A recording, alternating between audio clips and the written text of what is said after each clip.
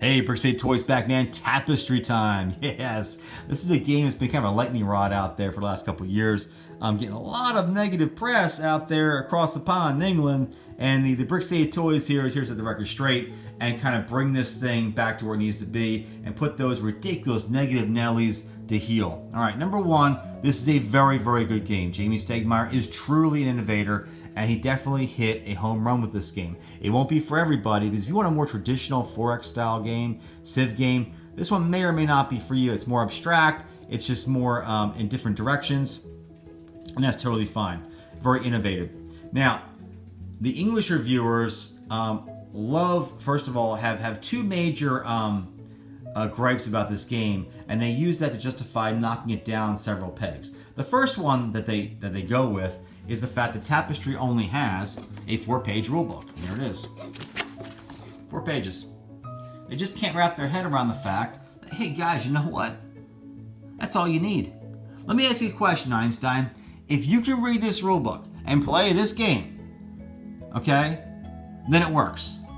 Well, then they say, well, you know, we had to go to BoardGameGeek.com for some clarifications. That means it's not a good rulebook.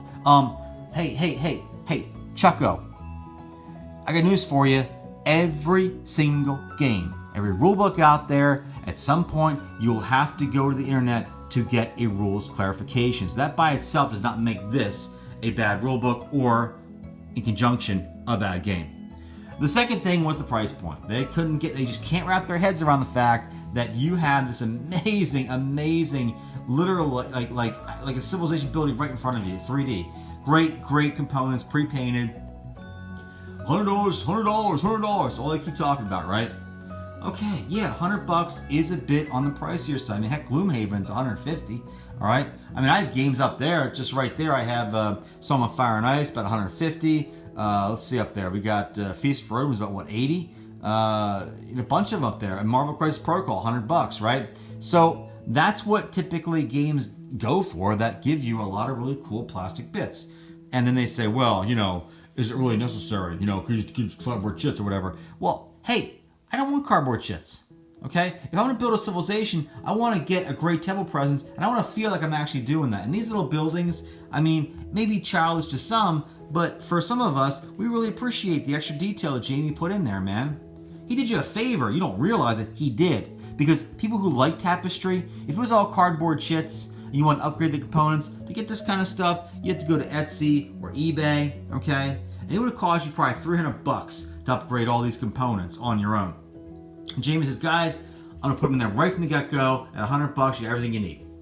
So thank you, Jamie, for that, because Jamie is also an artisan. He wants a top-notch quality product when he puts his name on it. And I appreciate that. I wish more games did that. All right, so that was their two main complaints. There were some issues they had with player powers, like some of the civs that were a little unbalanced when the game was first released. But you know what? They fixed all that.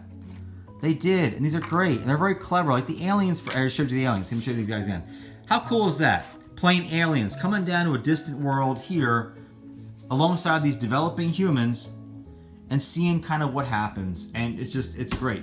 Lots of different strategies to explore. It's not a stagnant game, although the board looks kind of stagnant. I admit it does, but it's really not. It's not a super heavy game, that's true. There are lots of heavier ones out there, but it's great and it does what it's supposed to do. So, guys, thanks you, Jamie, for doing this game. It's awesome. I enjoyed it. I've had about 20 plays. Now, these have almost all been solo, but my son has enjoyed it. I've enjoyed it. It's definitely gonna be a keeper. Now, is it top 10 BoardGameGeek.com all-time worthy? I don't know. I mean, I doubt it'll ever get the top 10.